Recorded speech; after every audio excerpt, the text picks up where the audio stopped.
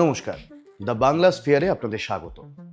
প্রতি বছর 2রা জুলাই বিশ্বজুড়ে পালিত হয় বিশ্ব ইউএফও দিবস বা ওয়ার্ল্ড ইউএফও ডে।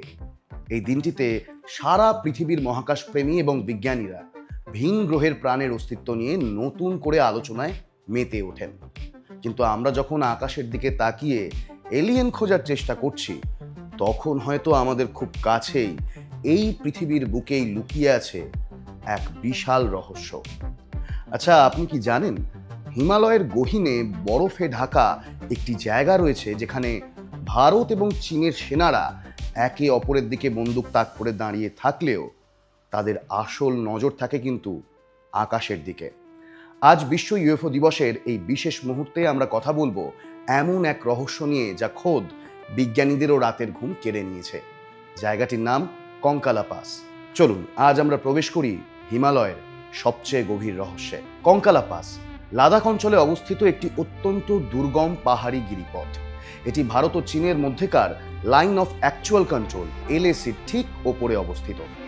1962 সালের ভারত চীন যুদ্ধের পর থেকেই এই এলাকাটি দুই দেশের কাছেই অত্যন্ত স্পর্শকাতর। চুক্তি অনুযায়ী এই পাসটি একটি নোম্যান্স ল্যান্ড বা বাফার জোন, অর্থাৎ দুই দেশের সেনাই এখানে টহল দেয় কিন্তু কেউ স্থায়ী ক্যাম্প বানায় না। সাধারণ মানুষের প্রবেশ এখানে সম্পূর্ণ নিষিদ্ধ। কিন্তু প্রশ্ন হলো, এত কড়া পাহারার পরও এই জায়গাটি নিয়ে এত অদ্ভুত গুজব কেন?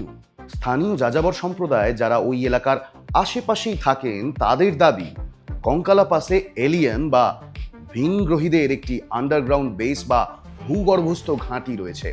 তাদের মতে প্রায়শই রাতের অন্ধকারে মাটি ফুঁড়ে বিশাল ত্রিভুজাকৃতির উজ্জ্বল যান বা ইউএফও আকাশে উড়ে যায়। কিছুক্ষণ আকাশে ভেসে থাকার পর সেগুলো নাকি আবার মাটির নিচে সব মিলিয়ে যায়। সবচেয়ে অবাক করা বিষয় হলো, শুধু সাধারণ মানুষ নয়, ভারত এবং চীন উভয় দেশের সীমান্তরক্ষী বাহিনীর জওয়ানরাও বহুবার এই অদ্ভুত আলো এবং উড়ন্ত বস্তু দেখেছেন বলে রিপোর্ট করেছেন। অদ্ভুতভাবে ভারত ও চীন এই একটি বিষয়ে একে অপরের সাথে কোনো বিবাদে জড়ায়নি, যেন কোনো এক অদৃশ্য কারণে এই বিষয়টি তারা গোপন রাখতে চায়।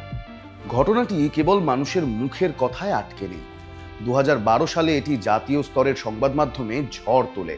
সে বছর Indo Tibetan border police ITBP এবং ভারতীয় সেনাবাহিনী লাদাখের প্যাংগং লেক এবং কঙ্কালা পাসের আশেপাশে প্রায় 100 বারেরও বেশি অজানা উড়ন্ত বস্তু বা আনআইডেন্টিফাইড ফ্লাইং অবজেক্টস দেখার কথা আনুষ্ঠানিকভাবে সরকারকে রিপোর্ট করে।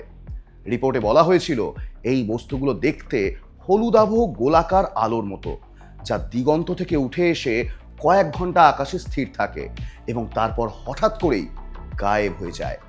ভারতীয় সেনা তাদের অত্যাধুনিক র্যাডার ব্যবহার করেও এই বস্তুগুলোর কোনো সিগন্যাল ধরতে পারেনি, অর্থাৎ এগুলো কোনো সাধারণ ড্রোন বা বিমান ছিল না।